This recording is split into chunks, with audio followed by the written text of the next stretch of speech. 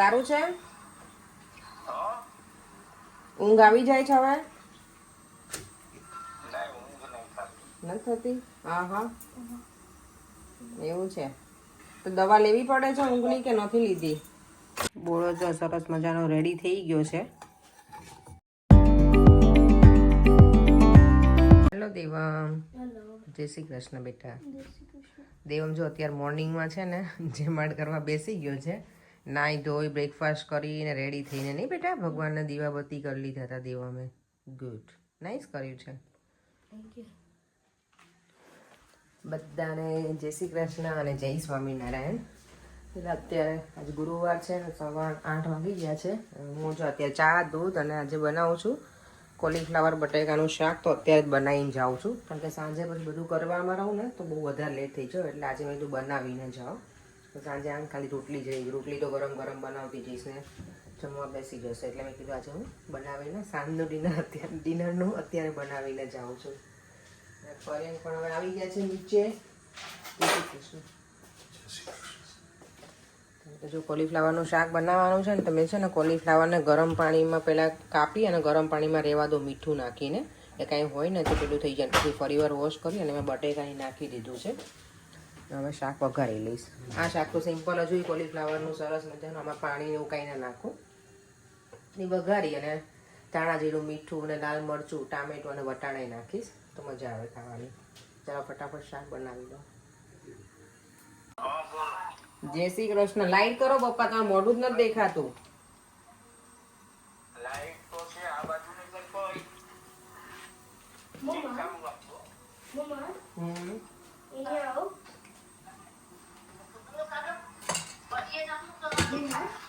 बेटा India phone चालू है. દેવમ વેઇટ બેટા. સારું છે? ઊંઘ આવી જાય છે હવે? નથી થતી? હા હા એવું છે. તો દવા લેવી પડે છે ઊંઘની કે નથી લીધી? હા હા ના લેવાય ઊંઘની દવા તો. હા શું બનાવ્યું? પછી હું આદત પડી હા એ જ ને, એટલે જ ને. ખાલી 4 દી લીધી ને હા તો ગઈ રાતે તો કરી તું વાત કર લે. રાતે તો છે ને આમ ઊંઘ જ ન આવે. શેક કે ઘેરાય જ નહીં આખું. હા હા. Happy birthday. Thank you. મામી આજે કેટલા વર્ષની થઈ? ભાભી મારી એવું પૂછાય? ન પૂછાય. 70 વર્ષ. આમ જો એટલે પરેન શું કે કવિતા સાંભળ. Happy birthday. શું કે છે? 70 વર્ષ પૂરા થયા એમ ને? 70 જ ખાલી એટલા જ રાખ્યા. બોલ તારો ભાઈ લે. તું બહુ ભાઈ ભાઈ કરતી હોય ને કરી લે.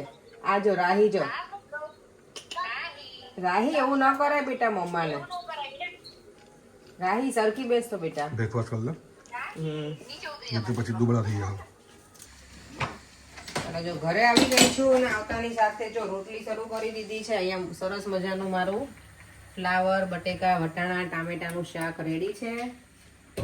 અને અહીંયા મારી રોટલી બને છે ફૂલ સાઈઝમાં. આજે લેટ થઈ ગયું છે ને એટલે લેટ તો નહીં પણ નાની ખાવી રોટલી, મોટી ખાવી તો ચાલી જાય મોટી રોટલી. સામે જો આમ ખાલી સામે જો. જમવાનું બની જાય ને પછી બનાવવું છે આજે મારે સરસ મજાના મેથીયા મરચા. કારણ કે હવે ઠંડીની સિઝન શરૂ થઈ છે તો અથાણા ખાવાની મજા આવે. તો મરચા તો લઈને આવી છું, લીલા મરચા. અહીંયા ઠંડીમાં છે ને મરચાનું અથાણું ને બધું મજા આવે ખાવાની. તો મેં તો થોડાક મેથીયા મરચા બનાવી નાખું. લઈ આવી છું ને તો નોર્મલી મારી પાસે તૈયાર પેલો આચાર મસાલા આવે ને એ હોય, પણ આ વખતે હું ઇન્ડિયા ગઈ હતી ને તોય ભૂલી ગઈ છું. તો આજે હું મેથીનો બોળો છે ને એ વઘારીને બનાવીશ. તો એની હું પ્રોપર રેસીપી પણ આપીશ કે હું કેવી રીતે બનાવું છું. એ રોટલીને અમારો શું કહે જમણવારનો પ્રોગ્રામ પતી જાય ને ડિનર પછી કરીશ. જો આટલી મોટી રોટલી કોણ બનાવે આટલી ફૂલ સાઈઝમાં?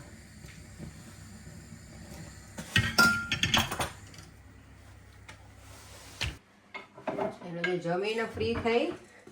મારે મેથીનો ગોળો તો નથી મળ્યો પણ આ છે ને મારા સાસુએ આપ્યું હતું મને. શેકેલી મેથી છે આઈ થિંક, અને એનો જ ઓલો છે બોળો બનાવેલો. બોળો એટલે પાવડર નથી પણ પ્રોપર એકદમ પેલો ભૂકો. તો આનું બનાવી નાખીશ મરચાં. કારણ કે મરચાં લાયેલા પડ્યા છે 3-4 દિવસથી.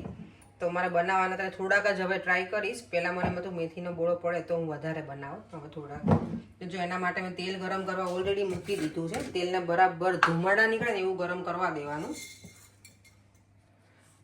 એમાં થોડાક લવિંગ, આ મરી,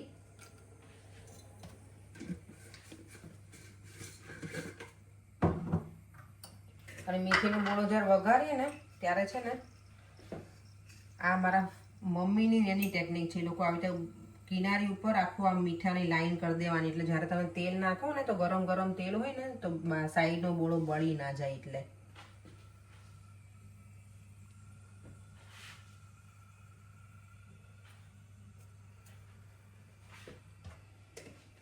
બોળો ઓછો એટલે મીઠું થોડુંક ઓછું નાખું છું, બહુ વધારે નથી યુઝ કરતી. પર્યંક પુષ્પાની જેમ એંગલ લઉં છું, ગોળ ગોળ ફરતો કેમેરો. પુષ્પા છે, તમે પુષ્પા છો. જો આ વરિયાળી, તો લવિંગ નાખવાના 2-3, મરી નાખ્યા, વરિયાળી નાખવાની આમાં અંદર.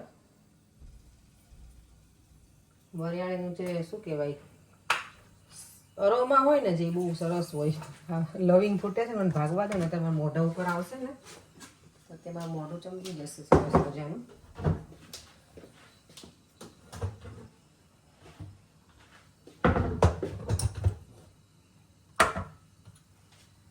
અને એના ઉપર નાખવાની હળદર અને હિંગ. હિંગ થોડી વધારે લેવાની, પછી બહુ વધારે પડતી વધારે નહીં લઈ લેવાની, પણ થોડી લેવાની. બસ આટલું નાખી દઈએ એટલે આપણું શું કહેવાય મરચાંનું અથાણું સરસ મજાનું રેડી થઈ જાય. મેથીવાળું તેલ છે ને એકદમ બરાબર ગરમ થઈ ગયું છે. બહુ જ ધુમાડા નીકળ આવે ને ત્યારે બંધ કરી દેવાનું. સે ધુમાડા પહેલાં થઈ જાય ને નોર્મલ, અને પછી આમાં નાખી દેવાનું ગરમ તેલ અને રાખવાની ઉપર. જય ગણપતિ દાતા. થોડી વારમાં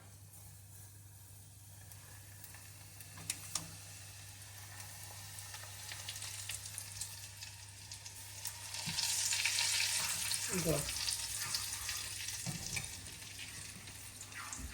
ગરમ ગરમ તેલમાં મસાલો મસ્ત મજાનો બોળો વઘારાઈ ગયો છે. થોડું તેલ વધારે નાખી દઈશું તો શું લાંબા ટાઈમ સુધી મરચાંને કશું થાય નહીં. કેટલી મસ્ત સ્મેલ સુગંધ આવે છે ને આમ.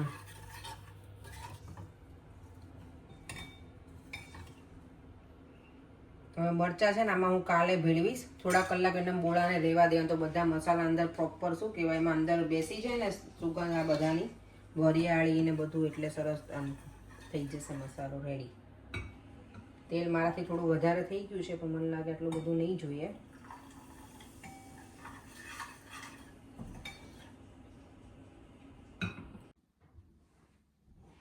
બોળો જો સરસ મજાનો રેડી થઈ ગયો છે. જો હજી મારે એક બેગ અહીંયા પડી છે, અને આ મેરેજમાં જે કપડાં પહેર્યા હતા ને ધોવાઈ ગયા છે, પણ ઇસ્ત્રી કરીને મૂકવાના બાકી છે. હવે ટાઈમ મળશે ને ત્યારે કરીશું. જો મારું આને બધા અમે ચાઇનીઝ મની પ્લાન્ટ કહીએ છીએ. આ ખરેખર ચાઇનીઝ મની પ્લાન્ટ છે કે તમે આને કંઈ બીજું કહેવાય?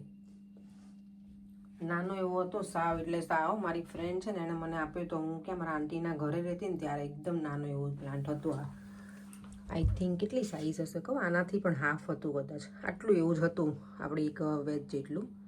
અત્યારે જો આટલું ગ્રો થયું છે, મને લાગે હવે મારે આ સમરમાં છે ને મોટા પોટમાં મૂકવું પડશે.